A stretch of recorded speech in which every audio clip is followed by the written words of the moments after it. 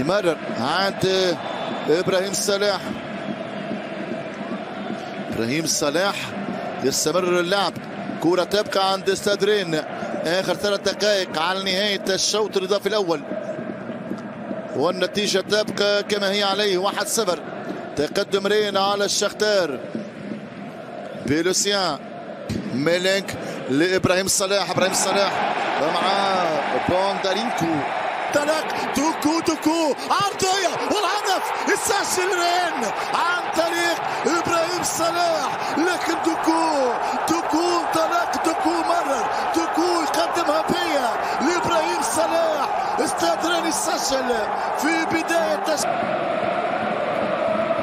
أسبقية. تحرك مدرجات رواسن بارك في انتظار الكورنر.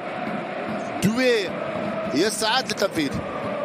الحكم يوجه القرعة، يعني حتى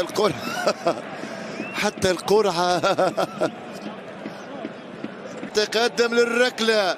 دوي سجلها على يمينه. دوكو ضيع حكويري. برونو شينيسيواري. ميلانك يتقدم. ميلانك ضايع الركلة الرابعة. قدم امين سجلها. النتيجة الآن أصبح.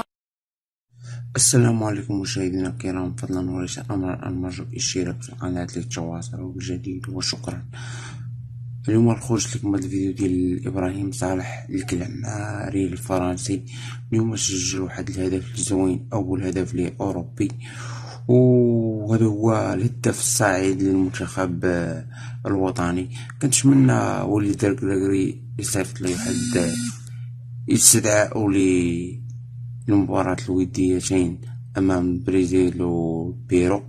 وما تنساوش ديروا واحد لايك والاشتراك في قناة التواصل الجديد، ونخليكم مع الصور ديال ابراهيم صالح.